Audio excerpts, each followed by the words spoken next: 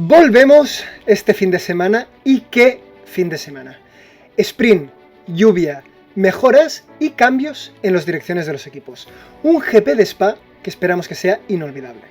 Y para comentar todo esto, tengo conmigo al investigador y reportero principal de las normas para la Fórmula 1 de 2026, Guille. Bienvenidos de nuevo a Smooth Operators. Tengo que decir que espero que este Gran Premio de Bélgica sea recordado por cosas buenas y no por no correrse como el de 2021 por la lluvia. Porque este fin de semana, como ya veremos ahora, pues dan lluvia viernes, sábado, domingo de forma intermitente, así que es eso, o Gran Premio épico o Gran Premio de 4 horas esperando a que decidan qué hacer. Efectivamente. Espero que lo primero. Efectivamente. A mí lo que me da miedo es la típica estructura que hemos tenido en muchísimos GPs de llueve durante la carrera, no llueve, se crea un carril seco y aún hay menos adelantamientos de los que normalmente hay. Pero bueno, esperemos que eso no sea lo que suceda y tengamos un muy buen GP. Que, tal como dices, viene cargadito. Pasemos como siempre a horarios. Tenemos un GP de mediodía, entendido mediodía como que los libres 1 los tenemos a las 12:30. Después tenemos clasificación al sprint a las 4:30, ¿de acuerdo?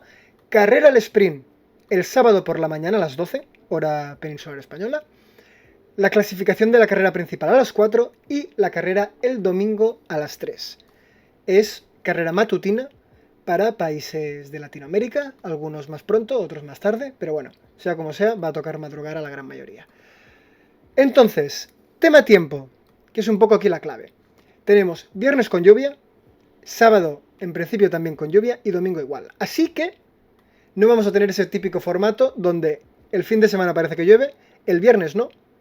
Perdón, al revés. Es decir, fin de semana normalmente que no llueve, el viernes sí que llueve y que entonces directamente toda la free practice es absolutamente inútil. Aquí en teoría sí que va a servir, ¿vale? Y si lo miramos por horas y demás, en teoría tocaría lluvia durante la carrera y previo y post y todo. Entonces, esperemos que sea así, por lo menos en mi opinión, porque si no, es lo que digo, que puede venir un GP aburrido. Bueno, luego lo comentamos más en detalle lo de las claves, que claro, cuando hablamos del tiempo siempre es a 3 días vista, Sí, claro. o 2 días vista para el viernes y el sábado, intentar predecir si a las 2 del mediodía va a llover hacia la derecha o hacia la izquierda. Entonces, sí, es cierto, se va refinando y mola especular. Nosotros dejamos por aquí que, de hecho, el propio sábado dan lluvia para la carrera al sprint, pero luego parece que se puede ir secando la pista para la clasificación. Y esto luego lo comentaremos, que es interesante a nivel de qué configuración buscar. Pero bueno, sigamos adelante. Efectivamente. Y, como siempre, toca esta pequeña sección resumen que nos da Guille con toda la info del GP. Ah, ya, ostras. No sé por qué pensaba que iba a una parte en media. Digo, pues entonces sí que vamos a hablar ahora ya del tema de la lluvia. Pues vamos a empezar ya con las claves del Gran Premio de Bélgica. Gran Premio interesante, no solo porque vuelve al formato sprint, sino porque Pirelli se pone juguetón con los experimentos, que mala suerte también que si llueve puede quedar todo esto en nada y no veamos los frutos o el resultado de esto que van a probar en este Gran Premio. Pero como siempre, vamos a hablar de estas 4 claves importantes en este circuito de Spa. Francorchamps, ¿has visto cómo pronunció el francés? Horrible. Circuito de 7.004 metros en el que se darán 44 vueltas en carrera. Un circuito bastante largo y esto es importante a la hora de gestionar la estrategia, ¿no? Porque siempre decimos, ¿no?, la importancia de clavar la vuelta en la que tienes que entrar. Ya lo comentamos para Silverstone. Sobre todo en condiciones mixtas, con lluvia, seco, esa vuelta en la que es tan importante entrar o no entrar, como tendría que haber hecho tal vez Alonso o Aston Martin con Alonso en la última carrera en Silverstone. Entonces aquí si cometes ese error pierdes muchísimo porque la vuelta es muy larga. Entonces hemos puesto aquí las 4 claves. La que es más determinante tal vez es la tercera, la que comentaba de Pirelli. La he puesto la tercera para generar ese interés, para que la gente diga, uy, ¿qué dirá? Entonces te tienes que tragar las 2 primeras claves y luego vas a la tercera. Es que es marketing, Jordi, un día te lo explico. ¿Cómo juegas con la mente de la gente? Es increíble. Cómo estoy jugando con los espectadores, increíble. Entonces, resumen rápido del circuito de Spa. Volvemos a un circuito de limitación delantera, esta especie de circuito montaña rusa repleto de curvas rápidas, mitiquísimas. Creo que la gran protagonista siempre que se habla del circuito de Spa, y la que todo el mundo conoce, es Oruge. Para mí, bueno, Oruge Radillon, esta dupla de curvas rápidas, de bajada y subida. Pero para mí, la que va más de tapada, creo que hay una foto, es Puon. Creo que hay una foto con Oruge y Puon al lado. Si no, lo digo ya, para mí la que va de tapada realmente es Puon. Esta doble curva de izquierda es rapidísima, en bajada, que se va al límite con la pista, que en este circuito el tema de los límites de pista puede ser crítico, sobre todo siendo una clasificación en lluvia, tanto el viernes para el sprint o para el sábado. Pero bueno, volviendo al circuito en sí, como se puede ver aquí, circuito rapidísimo, una velocidad media muy rápida en la mayoría de curvas. Realmente solamente hay como 2 puntos de frenada claros, que están, o fuertes, perdón, o zonas lentas, vamos a decirlo mejor así. La última curva, que es la parada del autobús, esto que pesa 70 km por hora de paso por curva, y la primera curva, Le Sourd, que también es una curva muy lenta, que luego ya abriría esta larga zona de pedal a fondo con Oruge y la zona de DRS. Realmente es un circuito con 2 zonas de DRS y 2 puntos de adelantamiento más claros, podríamos decir. Tanto la frenada está a 340 como en algunos años con otros coches se adelantaba también en la parada del autobús, en la última curva. Entonces, lo que decía, circuito de limitación delantera, muy exigente para los neumáticos delanteros, y donde va a estar la clave sobre todo en qué configuración van a buscar los equipos, porque es lo que decíamos antes. En este circuito normalmente suelen ir bastante descargados de la parte trasera. Y, por ejemplo, creo que sirve como ejemplo lo que hizo Red Bull en Silverstone, que fueron con una ala trasera muy descargada. No he puesto la foto aquí. Fueron con una ala trasera muy descargada. Y esto como que da un indicativo de lo que llegan a generar de carga aerodinámica los suelos de estos monoplazas, que les permiten ir con mucha descarga en la parte trasera, en el ala. Aquí, sin embargo, puede que no lleguemos a ver esto, porque con esta presencia de la lluvia normalmente lo que vamos a ver es lo que hizo McLaren en Silverstone, que estuvo probando esas 2 alas de más carga, menos carga, y al final escogieron una configuración de más carga, que en clasificación pues no les sirvió para luchar por la... Bueno, sí que la lucharon, pero no la tuvieron, pero luego en carrera claramente fueron mucho más dominadores, y se vio que ir con más carga aerodinámica en condiciones de lluvia pues ayudaba, porque te ayuda mucho más con el paso por curva, tienes ese agarre que pierdes con la lluvia, etcétera, etcétera, etcétera. Y esto pues sería la primera clave. Segunda clave, que creo que ya la hemos comentado, dicho, redicho y ultradicho, tema de que parece que va a hacer un poco de viruji y va a llover. Que es lo que hayas estado comentando tú. Se viene fin de semana el sprint, solo una sesión de libres y posiblemente llueva. ¿Cuánto va a llover? No lo podemos saber, como hemos dicho antes, pero en principio el viernes ambas sesiones ahora mismo se supone que va a llover en las dos. Para el sábado es lo que he dicho antes, de que en la carrera al sprint se prevé algo de lluvia, y para la clasificación se prevé que sea en seco, y para el domingo ahora mismo sí que dan lluvia, pero lluvias de poca intensidad, lo cual a mí me abre un poco de esperanza de que llueve, pero no lo suficiente para que pase como en 2021 y se vaya posponiendo la carrera, y al final no haya carrera y haya este reparto de puntos por la mitad, como pasó en aquel año. Entonces, como decimos, todo esto, siendo ya un fin de semana del sprint, muy crítico a nivel de tiempo, y vamos a estar todos ahí siendo expertos meteorólogos, como pasa siempre en la Fórmula 1, cuando hay Fórmula 1 el fin de semana. Tercera clave, que me da pena que dentro de la emoción de que haya una carrera con lluvia, o emoción o no, porque en los últimos años ya se ha visto que las carreras con lluvia pues a veces no acaban de funcionar por todo el tema de que no se corre con lluvia extrema. A Pirelli le ha dado por probar una cosa bastante interesante, que es, normalmente cuando traen su gama de neumáticos suelen traer 3 neumáticos consecutivos, es decir, C2, C3, C4, C3, C4, C5, y de estos 3, el que tiene el número más bajo es el más duro y el que tiene el número más alto es el más blando. Aquí 2024 trajo C2, C3, C4. Para este Gran Premio, algo que se anunció hace un mes, es lo que la gente está viendo aquí. Han hecho un salto, han traído el C1, que es el compuesto más duro, y luego han traído el C3 y el C4, es decir, no tenemos C2.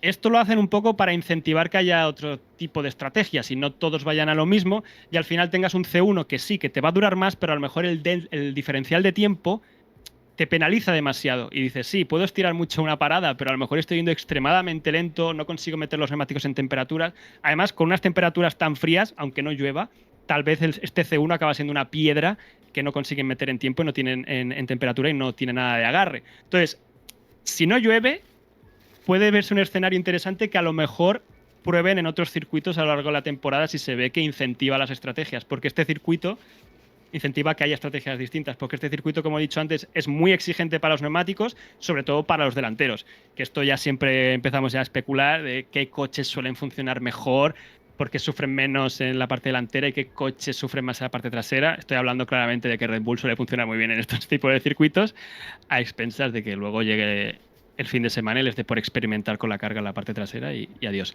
Y última clave, no sabía muy bien qué poner, iba a poner los límites de pista, pero por no repetirme que siempre los estoy poniendo, he vuelto a poner lo de las mejoras. Por no repetirme en una cosa, me he repetido en otra, sí. Y he vuelto a ponerlo de las mejoras, porque al final es un fin de semana al sprint con posibilidad de condiciones variables y Ferrari decidió hace tiempo ya traer su actualización de la parte trasera, de la suspensión trasera, que luego la comentaremos en más detalle. Aston Martin también trae actualizaciones y McLaren también trae actualizaciones, aunque McLaren ya las pudo probar en Silverstone. Entonces, es un fin de semana en el que podemos ver 3 equipos que experimenten algo de cambio de rendimiento. Sobre todo se verá más si es en seco, si es en lluvia, pues siempre hay... El piloto marca la diferencia, las estrategias marcan mucho más la diferencia y entran otros factores que a lo mejor no permiten valorar estas mejoras. Pero al final es un fin de semana para estos equipos, sobre todo un Ferrari que está luchando por esta segunda posición del Mundial y un Aston Martin que está intentando luchar por esa quinta plaza. Sexta, séptima de momento, pero creo que el objetivo es la quinta. Y ya estaría. Pues buen análisis y bien completito. Me hacía mucha gracia la parte de los neumáticos, teniendo en cuenta el tiempo que supuestamente tiene que hacer. Claro. Pero oye, estamos aquí todos... ¡Guau! No, van a probar el C1 tal. Viernes, sábado, domingo lluvia. Estaría genial que ahora no lloviera ninguna sesión. sería muy curioso, efectivamente. Pero bueno. Bien, entonces, si alguien tiene ganas de escucharnos hablar de los equipos directamente, por favor que se salte los próximos 45 minutos de vídeo, ¿vale? ¿Por qué? Porque traemos noticias. Traemos muchas noticias, todas ellas prácticamente relacionadas no con esta temporada, sino con la que viene. Pero vamos a hacer un formato un poco distinto, ¿vale? Porque estaba leyendo y repasando las noticias de las que vamos a hablar, me ha hecho mucha gracia, porque casi se puede hacer una comparativa con el videojuego de Fórmula 1, de cuando estás con tu equipo, ¿vale? Entonces, allí, normalmente lo que aparece, hace un par de años que no juego, así que no sé si ha cambiado o no, pero tienes departamento de aerodinámica, tienes chasis, tienes motor y tienes marketing. Y a lo mejor me dejo algo, pero nosotros vamos a quedarnos con esos 4 departamentos. Entonces, Guille, para ti, ¿cuál es el más importante? Porque es el que empezaremos hablando. Depende de la normativa, pero para el año que viene todo apunta que van a ser los motores. Bien. Para este año el efecto suelo, la aerodinámica. No sé por dónde querías tirar. Por cualquiera, me da igual. Vamos a hablar de todo, así que... ¿Motores? Pues hablemos de motores. Va. ¿Qué está pasando con los motores? Primero, para dar un poco de contexto, tuvimos un poco de polémica con la FIA queriendo volver a traer los V10 después de, obviamente, todo el discurso que he tenido siempre respecto a hacer motores híbridos, electrificarlo todo cada vez más, etcétera, ¿no? Aquí tenemos noticias, ¿verdad que sí? Sí, porque han sido 3 semanas, tengo que decirlo, que se ha notado mucho no tener Fórmula 1. Max Verstappen ha fichado 57 veces por Mercedes, por Aston Martin. Antonelli le he visto en 3 equipos distintos en estas 3 semanas. Russell, poco me ha faltado ya que saliera la noticia de que se iba a estudiar, yo qué sé, un MBA. Porque a todos los han estado posicionando en 1000 sitios en estas 3 semanas. Y evidentemente, pues cuando hay un vacío como este, se tiene que hablar de la normativa de 2026, que ahora mismo... Esto me recuerda mucho a 2014, realmente. Entonces la noticia es, lo que has dicho tú, este intento que tuvo la FIA de traer cuanto antes de nuevo los V10, porque ya se está oliendo un poco a chamusquina todo lo de la normativa del año que viene, el tema motores y lo que están sufriendo con la parte eléctrica y lo que se espera que se sufra con la parte eléctrica, pues han dicho, vale, los V10 no os han molado. Y ha dicho, ¿y los V8? Entonces han vuelto a proponer, Ben Sulayem salió diciendo que iban a proponer pues, a la vuelta de los V8 más pronto que tarde. Siempre se está hablando que sí 2030, pero al fin y al cabo volvemos al mismo debate de que están entrando nuevos motoristas y pues que si haces este cambio normativo, si haces un cambio de normativa con más electrificación, pero con más parte eléctrica, pero si la vas a quitar a los 2 años, pues no me meto. Entonces, pues vuelve a estar sobre la mesa todo este tema y Honda, por su parte, salió hablando de nosotros no estamos de acuerdo de esta vuelta a los V8 y nosotros vemos que el futuro es la electrificación de la Fórmula 1, la parte más híbrida, y es donde tienen que ir. Entonces, vamos a ver si se pone realmente sobre la mesa y se abre un debate como se abrió, un debate más formal, no simplemente declaraciones cruzadas en prensa sobre este retorno de los V8 de la misma forma que pasó con los V10. Sí.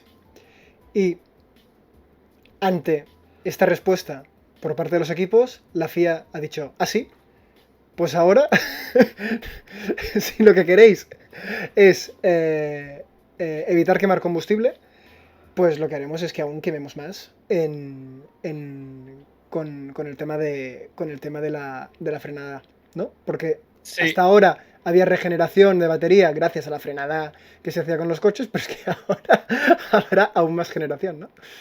Claro, para 2026 lo que se está hablando es, el contexto es, lo voy a explicar rápidamente, quitan el MGUH, que es este regenerador de energía que aprovechaba los gases de escape del motor, ¿vale? Va a ser todo un MGUK, que es este regenerador de la frenada que tiene en la parte trasera actualmente los monoplazas, que ahora mismo tiene un tamaño y puede recuperar cierta energía. Para el año que viene va a ser mucho más grande, va a recuperar mucha más energía. Esto hace mucho más complejo la frenada trasera, lo que siempre hablamos del brake-by-wire, y como el freno delantero sí que es más directo el control, pero la parte trasera tiene que hacer esta gestión de regeneración, frenada, regeneración o freno, y cómo compensar esto. Para el año que viene, lo que es el problema que están viendo, que lo hemos comentado muchas veces, es que no regeneran suficiente energía para ciertos circuitos como Monza, y parece que se van a quedar sin parte eléctrica pues al salir de la parabólica. Lo que se llegó a poner sobre la mesa era que pusieran este MGUK también delante, pero muchos equipos no querían, porque equipos como Audi se decía que podían tener cierta ventaja, porque tienen más conocimiento de la tecnología. Bueno, un largo etcétera y debate que lleva ya unos cuantos meses. Entonces, lo que ha salido ahora es un artículo, ayer salió de Automotor Un Sport, comentando que la solución que estaban haciendo los equipos, que estaban buscando los equipos, era directamente las fases de frenada, quemar combustible para generar energía. Es decir, no solo ya la propia energía cinética que recuperas con la frenada y la conviertes en parte en energía eléctrica, hacer que el motor siga quemando combustible para transformarlo también en energía eléctrica. Entonces, esto sobre todo va a ser un poco, a nosotros, los que estamos viéndolo, va a ser un poco sorprendente ver cómo no vamos a ver el mismo comportamiento de los monoplazas de cuando entran en curva, esa baja de revoluciones. A lo mejor les seguimos viendo con el motor a toda castaña, intentando recuperar algo de energía, y yo lo que estoy viendo ya es que ya me lo estoy viendo. No quiero tampoco hablar muchísimo más de todo el tema de los motores porque hablamos mucho.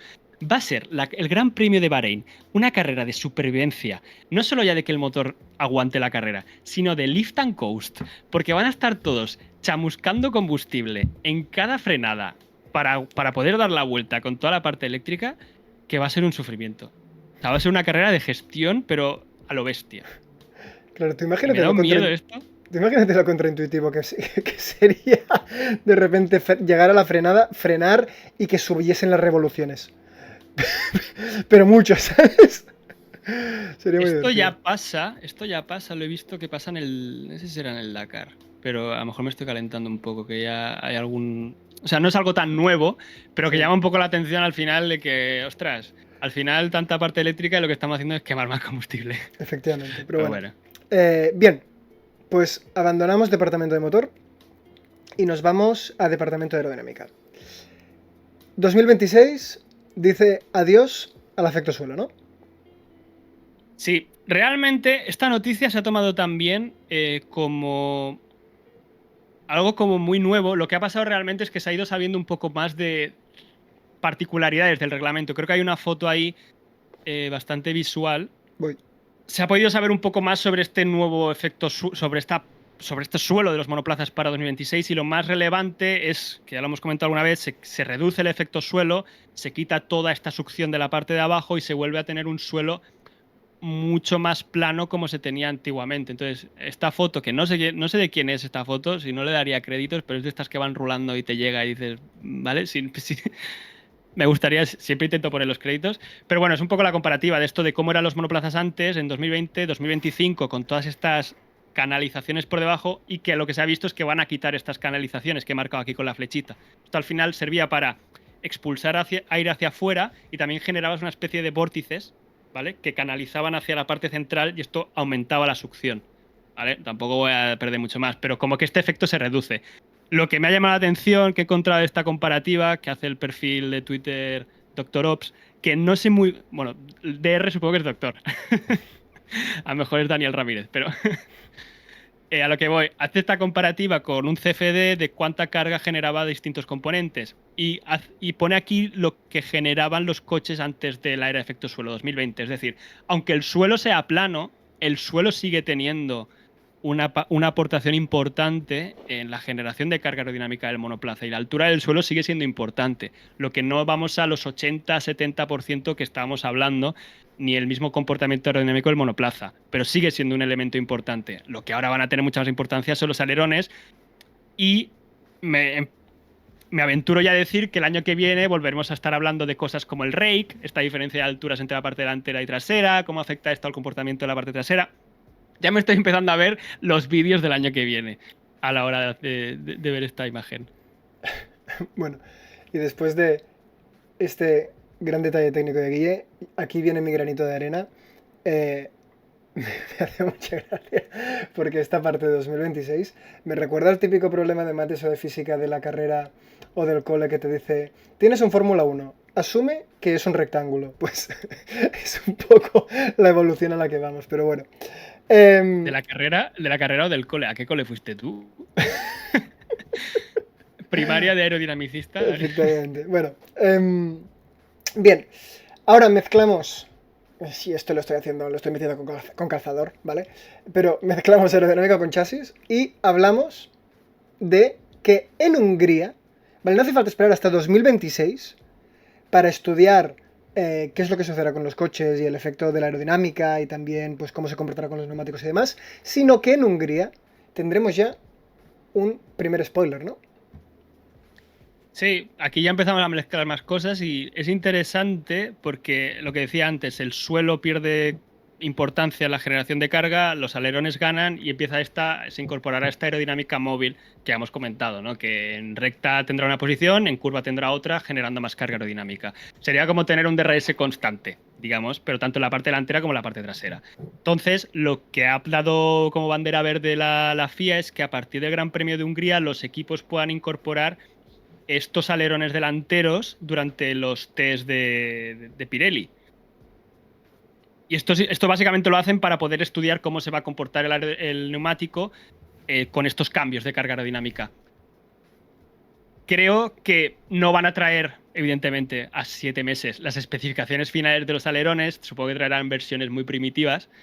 Pero empezaremos a ver un poco, tal vez ya tengamos acceso a primeras imágenes de cómo va a lucir este comportamiento de estos alerones delanteros. La idea es que los empiecen a incorporar algunos equipos, los puedan probar algunos equipos, tanto Alpine como McLaren y Racing Bull serán los que se señalaban.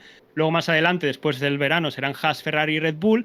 Y para México se harán pruebas con lo que son coches mula, que son como coches de prueba. No es el SF25 de este año ni es el MR25, son coches adaptados que se utilizan para hacer este tipo de test. Entonces ahí se probarán también este tipo de alerones delanteros con una aerodinámica variable. Entonces ya este año vamos a empezar a ver este tipo de cosas. Genial. Genial. Y ahora nos queda el último departamento, que es el de Marketing y Management.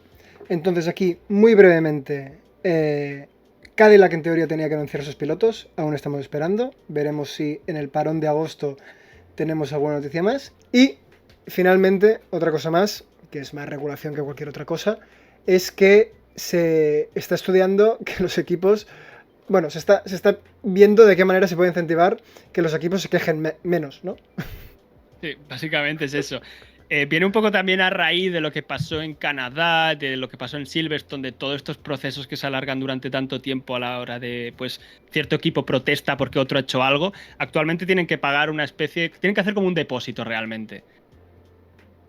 Entonces, si en función del resultado, pues se les devuelve o no. Sería como una penalización realmente para que no hagan 1000 acusaciones infundadas simplemente por hacerlas y señalar. Entonces ahora mismo creo que eran unos 2.000 euros o fueron 2.000 euros para el caso de Red Bull con Russell en Canadá, me quiere sonar. Claro, 2.000 euros, estamos hablando de presupuestos de millones. es irrisorio. Siempre lo decimos cuando a los pilotos les sancionan con 10.000, tal, que siempre decimos, no, es irrisorio realmente. Entonces están valorando poner algo más para que realmente si un equipo va a protestar, no sea como realmente sea algo relevante y que crean que pueden tirar para adelante, no sea llamar a la puerta y decir, oye, mira ese. Pero bueno, ya veremos cómo queda esto. Simplemente es una noticia y se va a poner sobre la mesa porque ha habido hoy una reunión de la comisión de la Fórmula 1 y se ha hablado del tema. No ha habido ninguna conclusión, ni en la prensa he visto ninguna conclusión relevante respecto al tema. Y a la mayoría de gente estos temas sé que también les da bastante igual, así que... Pero aquí hablamos de todo. En fin, bien, pues con esto acabamos noticias generales. Agradeceros quien haya llegado hasta aquí. Si no, pues seguramente hay gente que se está reincorporando después de que Guille haya terminado las claves. Entonces, como siempre, vamos a hacer un pequeño repaso a cómo tenemos la clasificación para ver cómo llegamos al GP de Spa. A nivel constructores, Chaito, ¿de acuerdo? McLaren obviamente continúa dominando de calle y muy probablemente sea imposible que ninguno de los equipos que está por detrás le luche la primera posición para el campeonato. Después, para la segunda posición, sí que está interesante. Tenemos un Ferrari y un Mercedes. Normalmente es la dinámica que llevamos teniendo en los últimos años, donde es para la segunda posición que realmente hay interés, porque el primero está despuntado. A excepción del año pasado, donde sí que tuvimos una batalla entre McLaren y Ferrari hasta el final. En los últimos años ha sido siempre así. Pero bueno, lo que decía, tanto Ferrari como Mercedes muy cerquita el uno del otro. Red Bull, pues como solamente participa Max y Max no está al 100% debido al coche que tiene, pues están un poco más lejos. Y aquí llegamos con la parte sorprendente de la temporada, que es lo junto que está la clasificación en esta zona media-baja, con un Williams que por ahora continúa conservando la quinta posición relativamente cómodo. Después Kick Sauber, después de la gran sorpresa que tuvo en los últimos dos GPs, tanto en Austria como también con el podio que hizo Nico Hülkenberg. Después tenemos empatados a puntos a Racing Bulls y Aston Martin. Después a Haas, que recordemos que iba sexto hace dos GPs, y Alpine muy abajo en la clasificación. Respecto a pilotos. Muy abajo, pero en puntos está ahí también, me refiero. Están a un Brasil 2024 no, sí, claro. de adelantar de catapultarse. dos posiciones. Sí, sin duda alguna. Pero bueno. A nivel de pilotos, recordemos que Norris recortó a Piastri en estos últimos dos GPs y ahora está únicamente a 8 puntos, lo cual pues más cerca para realmente batir el mundial. Verstappen conserva la tercera posición porque George Russell decidió que fuese así y no bombardearse a sí mismo su posición como piloto en el equipo de Mercedes. Ya sabéis de qué va todo esto, que es nuestra conspiración personal dentro del canal. Y después tenemos a los pilotos de Ferrari que, bueno, hacen lo que pueden, al igual que Antonelli. Y tenemos a Hülkenberg, Albon octavo, Hülkenberg que roba la novena posición y Ocon en décima. No sé si quieres comentar algo de aquí. No, por mí pasamos a los equipos, porque pues vamos a ello. Sobre todo los 4 arriba son bastante interesantes. Yo creo que Red Bull... Es que para Red Bull este es un gran premio histórico. Es la primera vez que va a correr sin Christian Horner. Desde toda su historia. Que sí, lo de Horner lo hemos pasado... Casi ni lo hemos mencionado porque hay un vídeo en el canal, entonces ya lo damos como por muy comentado. Es algo ya de 2 semanas y aquí en la Fórmula 1, 2 semanas ya se está hablando de otras cosas. Pero no, hablaremos un poquito de Horner. Vale, pues vamos a McLaren, porque traen cositas, ¿no? Sí, es interesante. De hecho, Zak Brown habló hace unos días sobre cómo McLaren está trayendo mejoras esta temporada y en Silverstone, durante los libres de Silverstone, estuvieron probando un suelo que se ha confirmado que van a incorporar para este Gran Premio de Bélgica. Así que McLaren trae una actualización del suelo. Entendemos que va a seguir siendo para dar estos pequeños pasos adelante que siempre da, pero no creo, me sorprendería que de repente les metieran 5 segundos a todo el mundo, porque ya ¿cuánto más rápido puede ir este coche, ¿no? Pero bueno, siguen un poco sufriendo con muchas comillas, de esta falta de que al final siempre se quejan los dos pilotos de que el coche se vuelve un poco impredecible entre vuelta y vuelta. Y esto, por ejemplo, Piastri hablaba hace poco también en una entrevista de cómo se había acostumbrado más y Norris sufría un poco más. Y esto también ha dado de nuevo, ha puesto sobre la mesa la conversación sobre esta diferencia en la suspensión delantera que ya hemos comentado, que han ido incorporando. Creo que he puesto una foto ahí de las actualizaciones que ha ido haciendo McLaren, que esto es un hilo de Twitter que ha hecho el usuario LuisFF1, que es muy interesante porque siempre está como recopilando todas las actualizaciones de todos los equipos de cada componente. Entonces, está muy bien para estar siguiendo un poco el hilo de actualizaciones. Aquí solo he puesto el de McLaren para remarcar lo del suelo que estuvieron probando, que al final no es solo el suelo, es el difusor, o sea, es el pack completo de la parte de abajo. Que lo estuvieron probando, pero no lo usaron en carrera. Y ahora sí que parece que lo van a incorporar. Y también he remarcado un poco lo que hemos estado hablando muchas veces de cómo siempre van actualizando lo que son temas frenos delanteros y temas traseros, que es uno de los temas también que se ha comentado mucho. Entonces, he puesto esta imagen que representa bien y además es un trabajazo de recopilación de información. Está para Ferrari, está para Aston Martin y mola mucho. Si a alguien le interesa, que se pase por ahí. Evidentemente, todos los créditos y más de los que se puedan dar para él por hacer esto. Y nada, iba a decir simplemente que Zak Bravo ha comentado un poco esta estrategia de actualizaciones que sigue el equipo McLaren de probar las cosas poco a poco en algunas sesiones, un poco de Strange sin hacer mucho ruido, porque realmente yo al menos, que más o menos lo sigo al día cuando van actualizando, o lo sigo bastante al día, con McLaren siempre me entero el Gran Premio siguiente. Es increíble. Ferrari cuando va a cambiar algo, anuncia bombo y platillo, pone pancartas de que va a actualizar algo. McLaren lo hace como muy de Strangis. Yeah. Y siempre es eso, han cambiado. Cuando cambió, ejemplo, y ya termino, es con la flexión del alerón delantero, cuando hubo todo el tema de que se cambió la normativa de flexión del alerón delantero en el Gran Premio de España, nos enteramos en el Gran Premio de España de que unos Gran Premios antes en Imola habían estado, bueno, el Gran Premio de antes, perdón, habían estado ya probando este alerón más rígido. Durante los libres 1 lo llevó Norris y de repente salieron las imágenes y decías, ah, sí, es verdad. Porque el cambio era tan sutil que mucha gente no se había dado cuenta. Yeah. Y pasa mucho con McLaren de que te enteras después de que han hecho esto. Y me tienen un poco loco con estos temas. Digo, por favor, ¿no podríais ser como Ferrari? Que casi mandan una circular a todo el mundo cada vez que van a actualizar algo. Sí, sí. Bueno, pues a ver cómo afecta todo esto. A ver, es lo que dices tú. Yo creo que estamos llegando a un punto ya donde el coche más optimizado es muy difícil que esté. Teniendo en cuenta que tenemos a todos los coches a qué? A veces 0, es decir, 6 décimas de segundo o algo así en ritmo de clasificación. Entonces, veremos cómo todo esto termina afectando. También no sé cómo de fidedigno es teniendo en cuenta que tenemos un fin de semana con lluvia, pero bueno, oye, un extra. Y respecto a los pilotos, a ver, yo de aquí, de hecho, voy a sacar uno de mis factos de este GP. Ojo, empieza fuerte esto ya, ¿eh? No. Fuerte para mal, por lo menos para mí.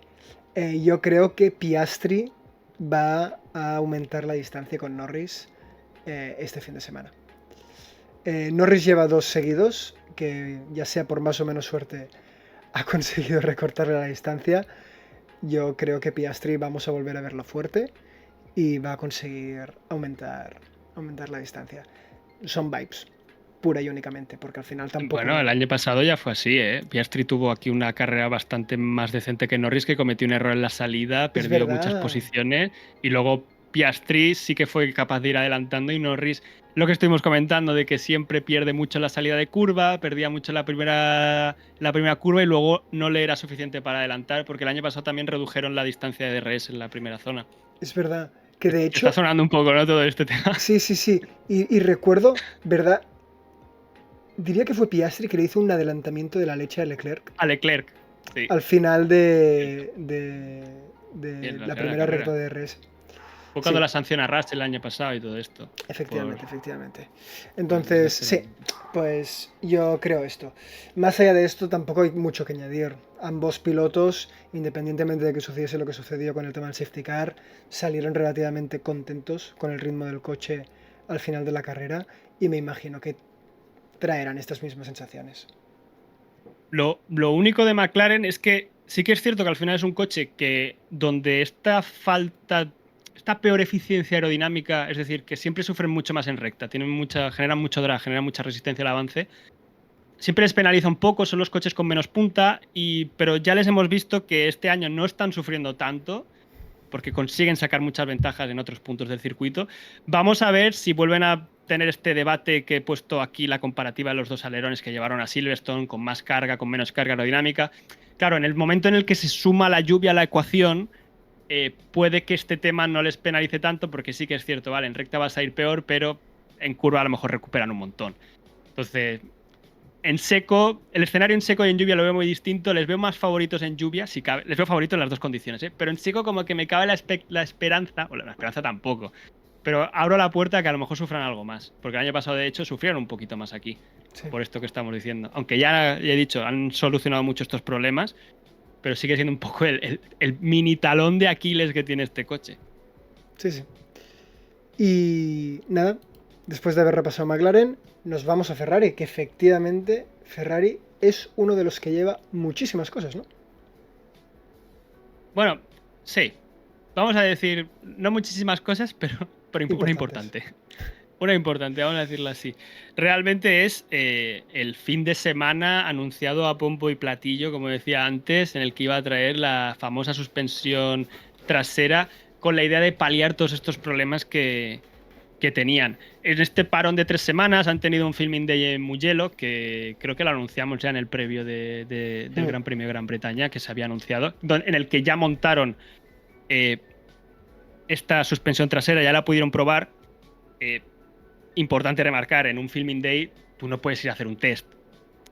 Un test de prueba con el setup de carrera y todo esto. Es un setup concreto, con unas condiciones concretas. No puedes ir a hacer un entrenamiento libre, unos libres uno. Entonces, de todas formas, sí que pudieron probar ciertas cosas. Y es muy importante, sobre todo, pues esta sesión de libres que van a tener, que desde Ferrari pues ya han anunciado que no le tienen miedo.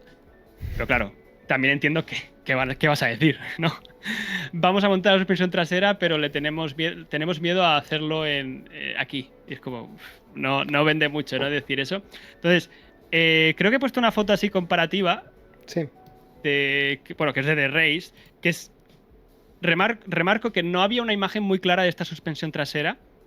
Lo que me ha parecido que ha hecho The Race es como una ilustración hiperrealista realmente de esta modificación.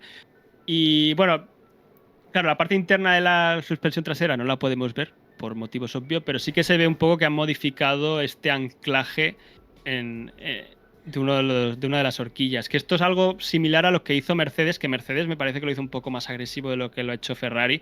Que la idea al final de hacer esto es impedir que la parte trasera, o sea, aumentar el anti-lift, que se llama, que es en frenada, que siempre hablamos de que la parte delantera no se hunda, bueno, pues la parte trasera por la propia inercia pues se levanta también. Creo que he puesto ahí el vídeo. Sí, el mitiquísimo vídeo. El mitiquísimo vídeo que hice hace 57 grandes premios y voy a reciclarlo hasta más no poder, pero para que se entienda un poco cómo funciona esto, ¿no? Llegas a la frenada, se hunde la parte delantera y la parte trasera se levanta. Que luego lo que hacen los equipos, lo que tienen los equipos así, ideas generales, es esta envolvente de comportamiento de las alturas, tanto delantera y trasera, en función del punto de la frenada, de la curva en la que estás, y luego tienen una correspondencia aerodinámica. Estos son los mapas aerodinámicos. Entonces, al final lo que haces al controlar, al impedir que la parte trasera se levante un poco más, es modificar esta envolvente, modificar esta curva, y esto te hace que tu coche esté en otros puntos de carga aerodinámica durante esta frenada. Es decir, vale, impido que se levante la parte trasera un poco menos, con lo cual el difusor se separa menos y tal vez tenga un comportamiento más estable en la frenada. Esto es especulación. Ferrari sabrá por qué lo ha hecho. Yo simplemente estoy dando aquí ideas de cosas que pueden estar pasando. Entonces, al final, resumidas cuentas, la idea definitiva es, con el suelo que ya actualizaron y que parece que les daba algo de rendimiento, esta famosa ventana operativa más limitada, más esta caja de cambios, suspensión trasera nueva, intentar paliar todos estos problemas que decimos de que tienen muchísimos problemas con la altura del suelo, siempre tienen que ir con setups muy agresivos, todo este tema del lift and coast que hemos comentado 1000 veces y que lleva dándoles problemas a los pilotos. Y lo último que quiero terminar diciendo es, para que se vea un poco lo importante que es o lo difícil que es modificar la suspensión trasera, y porque es uno de los componentes que se modifican en el inicio del diseño del monoplaza, que por ejemplo Adrian Newey ha estado hablando de la Aston Martin, de la MR26 del año que viene, y ha estado diciendo de que pues que la primera ha sido eso, fijar tanto suspensión delantera y suspensión trasera, y a partir de ahí ya va creciendo más el coche, porque son los componentes que iniciales a la hora de hacer bueno, de que el coche nazca. Y por eso he puesto una imagen que es una carcasa de una suspensión trasera, porque al final la suspensión trasera es un elemento estructural dentro de Claro. monoplaza, y aquí es donde se ven los anclajes. Creo que está ahí al lado, es como esto. No, no he hecho una búsqueda muy profunda. He puesto carcasa suspensión trasera en Google y es la primera foto que ha salido, pero para que se vean los anclajes. Entonces, al modificar el anclaje tienes que modificar esta carcasa. Y eso implica un rediseño, porque no deja de ser un elemento estructural en toda esta parte trasera, va con los escapes pasan por ahí, toda la estructura de choque también va por ahí, o sea que es como muy complejo. Por eso también Ferrari ha tardado mucho y por eso es uno de los componentes que se diseñan al principio. Simplemente lo he querido poner como ejemplo. Encontré como un estudio CFD de elementos finitos con materiales compuestos que Honda se ve que empezó a usar carcasas en la suspensión trasera en 2008. Hizo un estudio CEM con Nastran Patran y estaba muy chulo, pero no lo he puesto. Has perdido a la mitad de nuestra audiencia ahora mismo. Totalmente. Bueno. No sé de qué está hablando este de elementos finitos. Digo, bueno, para el que lo quiera. Efectivamente. Bueno, bien. Tenemos una cosa más respecto a la dirección asistida, ¿verdad? Bueno, sí, se me había olvidado. Gracias por recordármelo. Nada, hombre, Y aquí no estamos. hacerme volver al tema dentro de 5 minutos. Efectivamente. Habló Hamilton después del Filming Day y se quejó de uno de los problemas, también otro de los problemas inherentes que tiene este monoplaza. Hablaba un poco de cómo funciona la dirección asistida, de cómo transmite las sensaciones al piloto también. Y me encontré una noticia de Planet F1. Bueno, Hamilton se quejaba de esto, de que no se sentía cómodo, pero ni él ni Leclerc. Y encontré una noticia de Planet F1 en la que hablaba de este tema, que no sé con qué carácter, si era especulativo o no, pero hablaba de que el año pasado ya tuvieron cierta toma de decisiones respecto a este tema y tiraron más a favor del feedback que daba Carlos Sainz y no tanto el de Leclerc. Y por eso Leclerc nunca ha estado muy cómodo. Que digo, no sé si esto es verdad o no, pero me llama mucho la atención que Ferrari siempre que tiene un problema señala a uno que se ha ido. Problema de la suspensión trasera, culpa de Cardile. Que puede ser que sea culpa de Cardile porque se piró durante el diseño de este monoplaza el año pasado.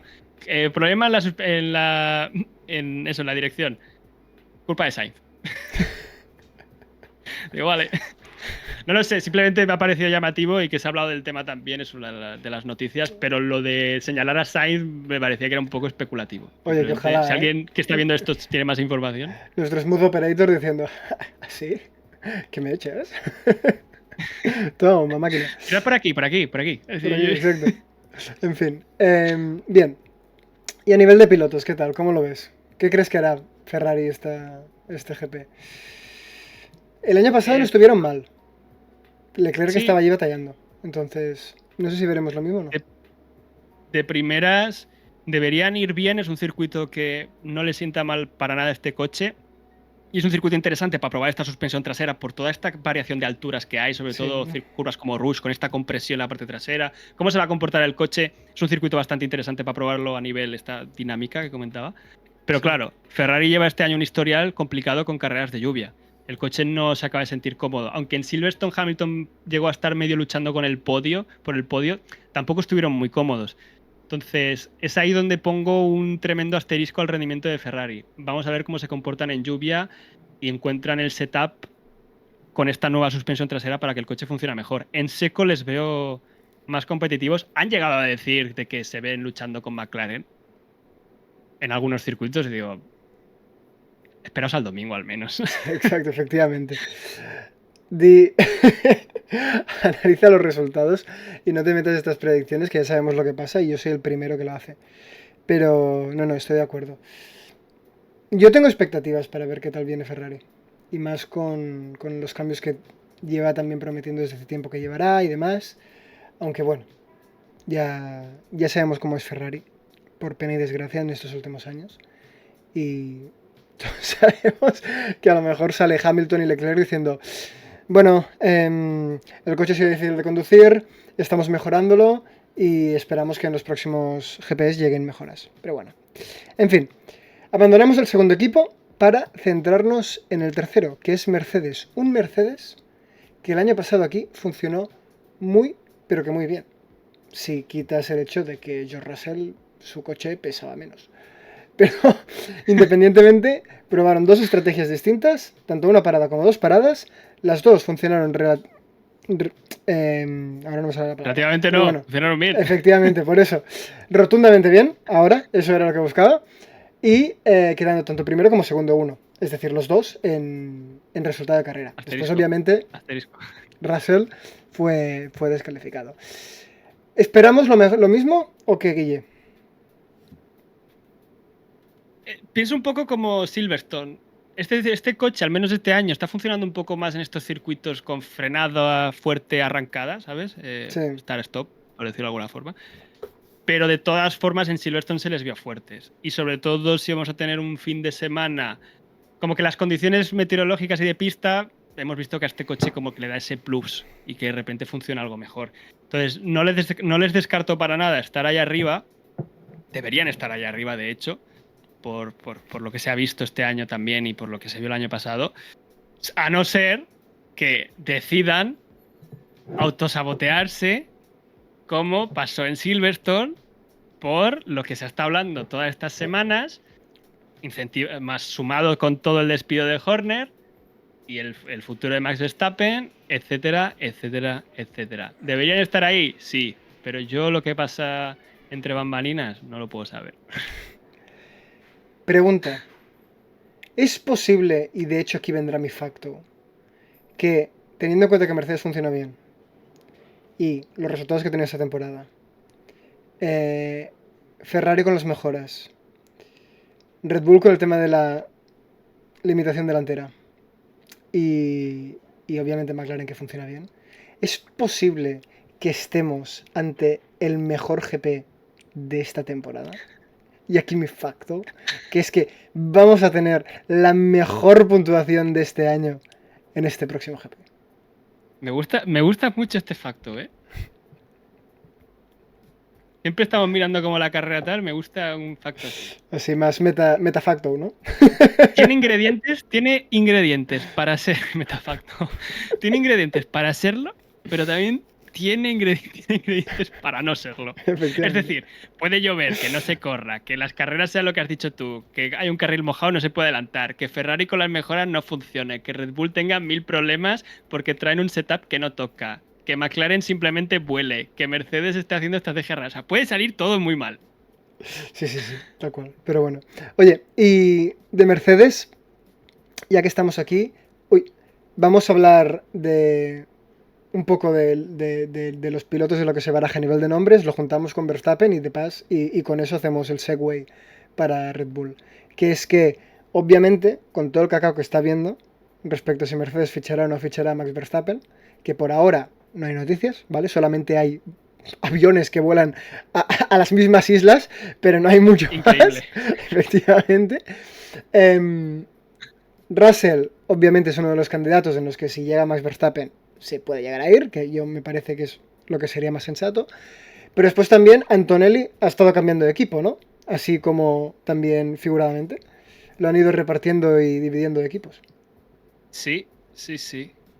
Ha sido otra de las teorías que ha ido cogiendo fuerza, que ya hablamos de que se había visto a Toto Wolff y Briatore hablar. Bueno, el Gran Premio de Gran Bretaña fue antes. Tener una conversación y se especulaba que podía ser por Bottas. Pero claro, la gente ha empezado a poner la ecuación a Antonelli. De que sea Antonelli el que se vaya y tenga pues un periplo en el equipo Alpine, equipo que va a usar motores Mercedes el año que viene, y un piloto que está en formación todavía. Dices, oye, si tengo la posibilidad de tener a Verstappen, pues tal vez mantengo a Russell y doy más tiempo de formación a Antonelli el año que viene. Sí, ¿por qué no? También te digo, la dupla Russell-Verstappen, podemos, si estos son dupla con el mejor coche,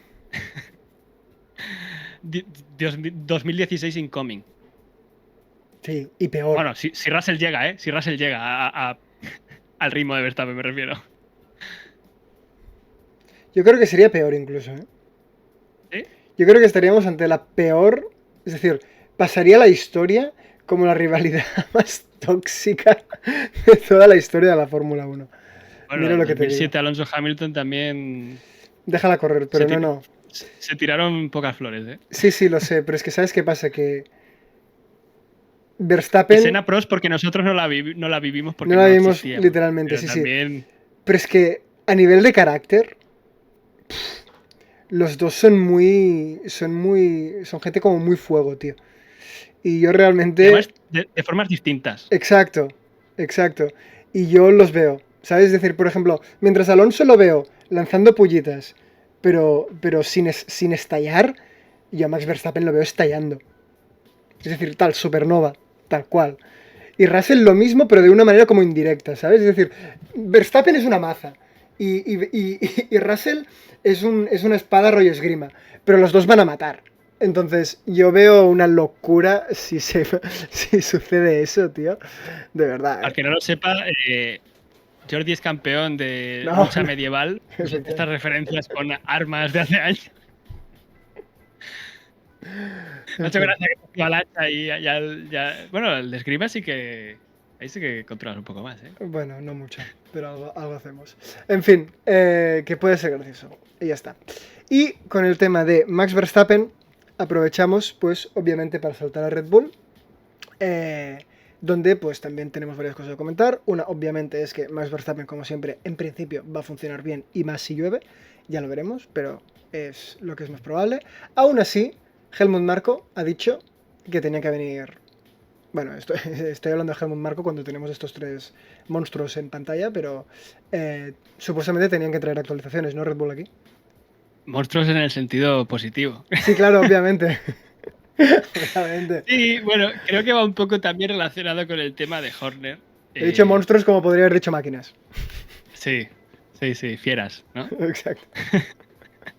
Terranators. Claro, sí, Horner anunció que iban a traer actualizaciones, pero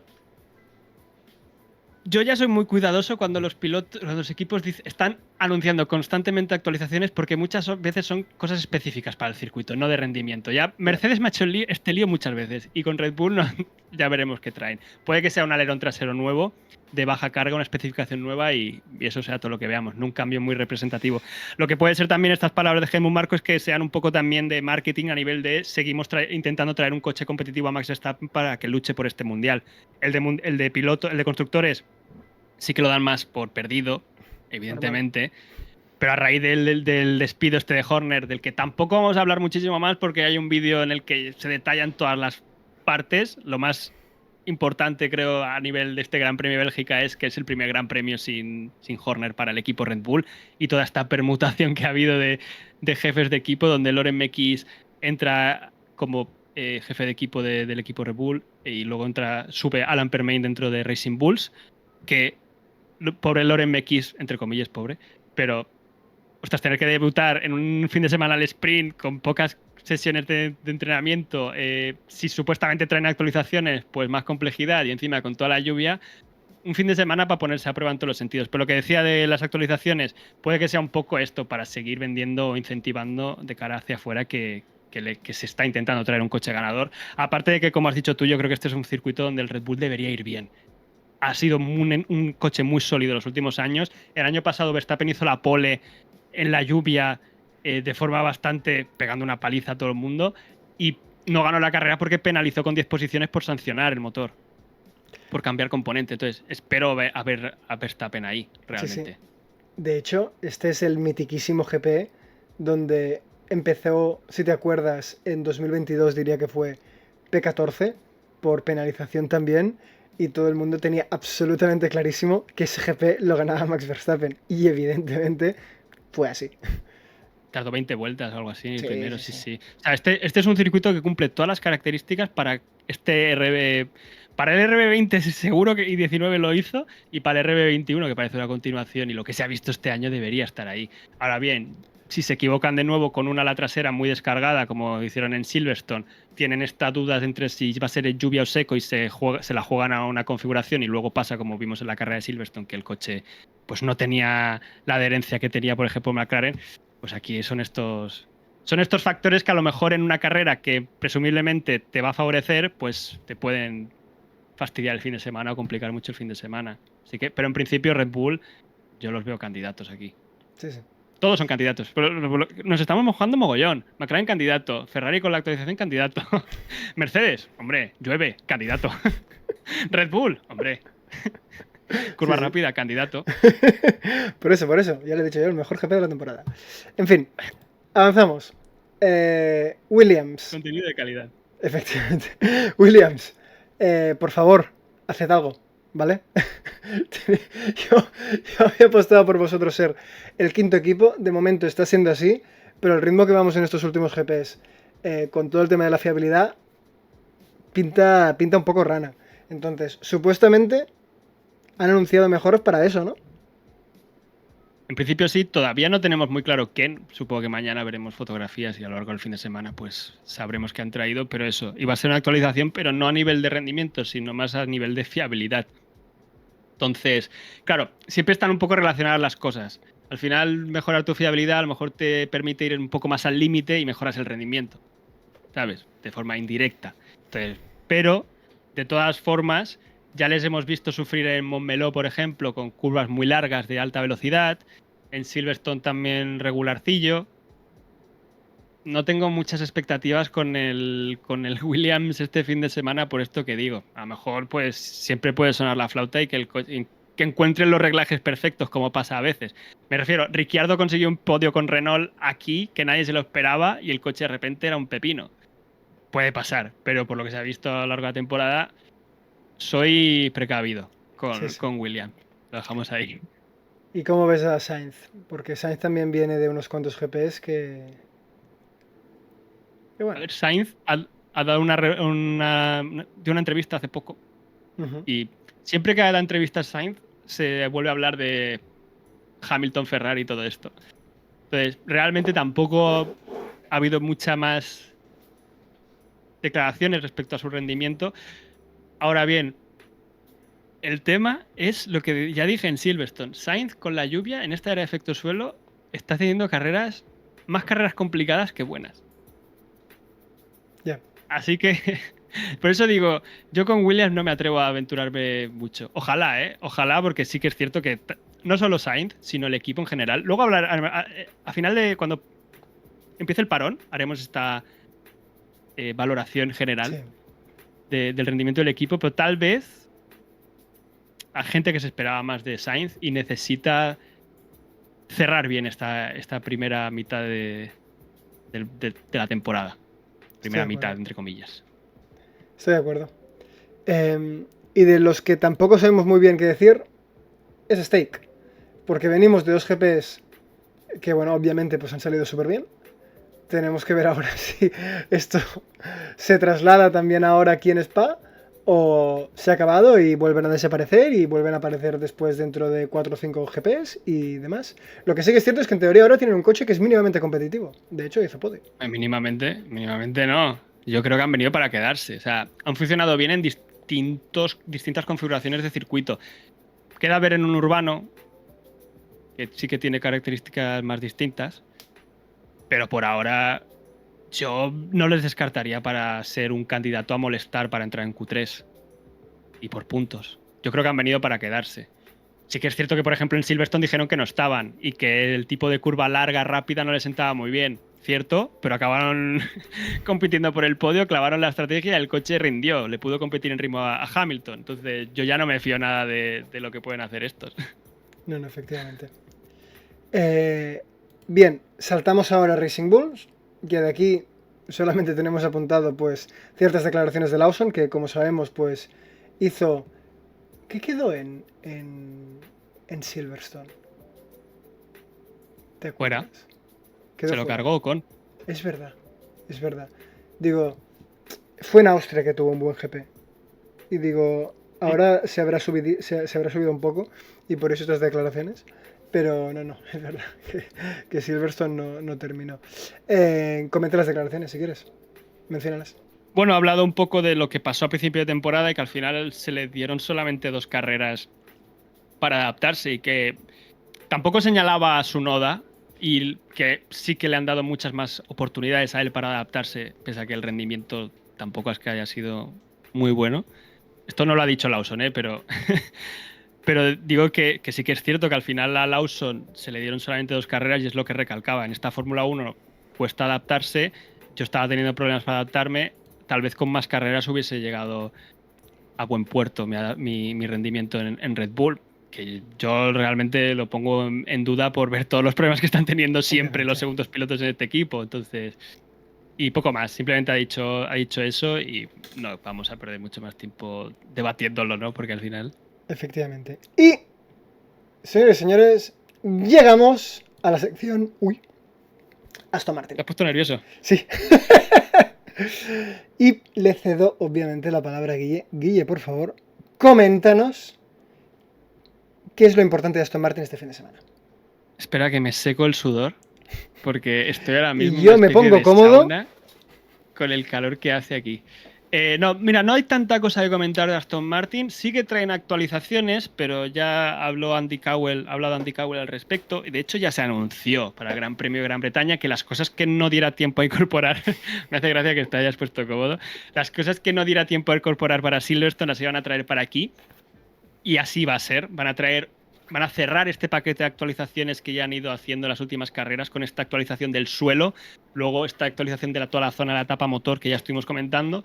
Vamos a ver qué traen. Ahora mismo no hay ninguna noticia al respecto cuando estamos hablando de esto. Sí que es cierto que para Silverstone se comentó que podía ser algo prolongable para 2026 y que les iba a servir para el coche 2026. Ya puede ser a nivel de diseño y de validar herramientas de diseño, que es lo que estamos comentando siempre, o tema de suspensión, que sí que es cierto que se van a mantener muchas cosas para el año que viene. Entonces, ya veremos qué es lo que traen. Pero traen actualizaciones. Valorar si van a ser más importantes o menos, podemos hacerlo tal vez el domingo. Ahora mismo, poco más. Simplemente ha hecho eso. Declaraciones recalcando todo esto. Andy Cowell ha hecho declaraciones recalcando todo esto. Y sobre todo, mini resumen rápido de lo que ha hablado sobre 2026, que ve muy positivo la capacidad de desarrollo que tiene el equipo ahora mismo, la velocidad de trabajo que tiene, de cómo están trabajando con el nuevo túnel de viento, las nuevas herramientas que siempre comentamos y todo el tema del simulador y todo esto, y cómo están evolucionando muy rápidamente el diseño de 2026. Adrian Newey también habló respecto a este monoplaza, es lo que comentaba un poco antes, de que ya habían estado como las bases del monoplaza estaban ya bastante asentadas y que seguían viendo como mucha ventana de trabajo a la hora de diseñar o de ver esas lagunas, ¿no? En el diseño, que siempre comentamos que es donde está la diferencia en el rendimiento al final, aunque pese a todo esto sigue siendo un reglamento donde al principio, al menos el primer año, todo apunta a que la parte más crítica va a ser el tema de los motores. Y en esta relación, pues ha salido, en relación a esto, pues se ha hablado también de Honda y de que las cosas están evolucionando más positivamente que tal vez como se anunciaba hace unos meses. También te digo, hay que ser muy cauto con este tipo de declaraciones porque, ¿qué vas a decir? Sí, claro. ¿No? No vas a decir, buah, está yendo fatal, quedan 5 meses. Entonces, por eso digo, hay que ser cauto con este tipo de cosas, pero yo me quedo que al final, yo creo que lo más relevante de todo esto es lo que hemos dicho ya en las últimas carreras, traen cosas y parece que funcionan. Y parece que los resultados del túnel de viento y de las simulaciones cuadran con lo que luego está funcionando en pista y las actualizaciones son mejoras. Esto sí que invita un poco a pensar que lo que se está haciendo para el coche del año que viene, pues se está haciendo bien.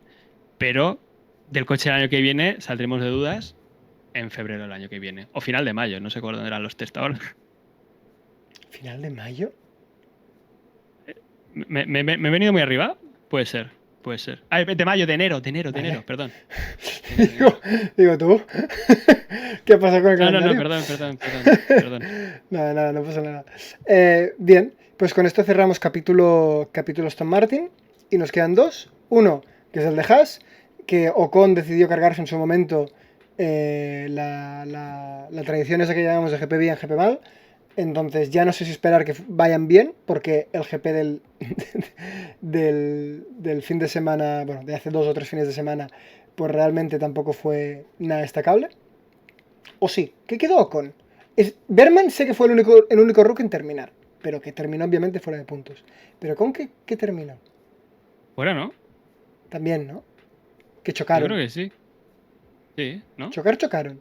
Te estoy hablando de memoria ahora, no me acuerdo. Yo diría que sí. Bueno, da igual. Ocon acabó, pero lejos. Sí.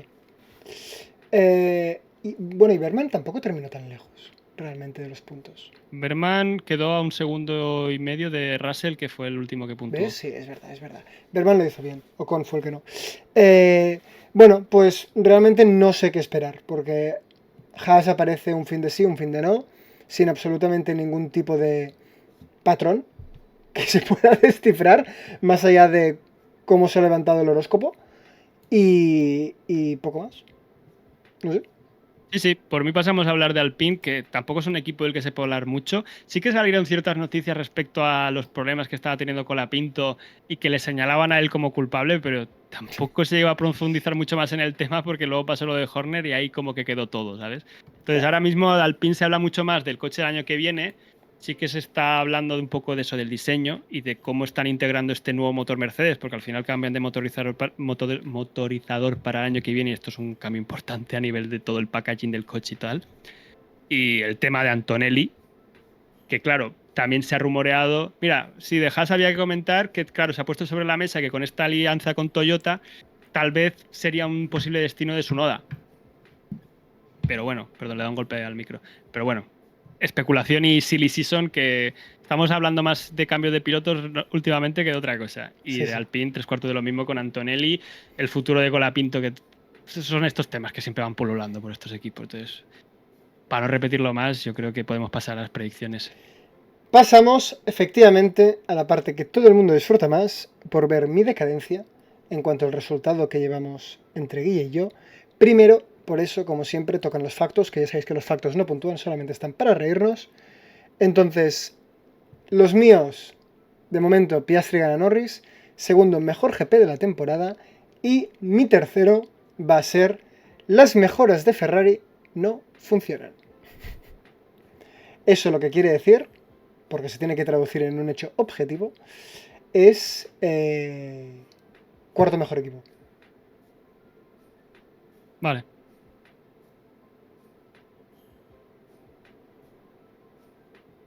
Especifico lo de cuarto, ¿no? Sí. Vale, yo he puesto, va a ser pole inesperada de Verstappen. Inesperada me refiero que va a ser esta pole que hace Verstappen, que no ha estado para nada para estar por la pole, ninguna de las Qs, y de repente cuando Norris o Piastri se cree que la va a hacer, Verstappen se marca la vuelta de su vida y le mete un segundo, eso va a Esa, pasar. Es que esto va a pasar, Jordi. me lo creo. ¿Qué más? Aston Martin sale de aquí sexto del Mundial. ¡Wow! Sí. Y voy a 60. tirar una un poco diferente. Bortoleto, mejor rookie de la carrera. Vale, me gusta. Iba a También decir me, Hadjar, pero también me gusta que, como está todo en mayúsculas, parece que Aston Martin sale 60. ya me acabo de dar cuenta. Perfecto, vale. Pues después de revisar los factos, nos vamos a lo que sí que puntúa, que son las predicciones de podios. Vamos 10 a 20. Poco estamos hablando de la cena que me vas a pagar cuando te gane. Efectivamente, efectivamente, me parece correcto. Aún es remontable esto, no sé cómo, pero vamos a Totalmente. intentarlo. Por favor. Vamos a intentarlo. Venga, va, Guille, empieza tú. Yo ya le he dicho, pole de Verstappen. No sé por dónde querías empezar, pero yo me tiro por la pole. Venga, yo pongo Piastre. Vale. Entonces, pues voy a tirar por victoria de Verstappen realmente. No voy a andarme con muchos más rodeos. Veo a Piastri segundo.